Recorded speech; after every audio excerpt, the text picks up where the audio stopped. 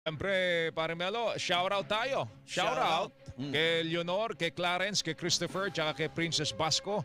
And of course, nagsa-celebrate ng kanyang kaarawan. 91 years old na pare. Sino? Si Lolo Romulo Barber. Yun. Romulo Barber, Tatay Mulong.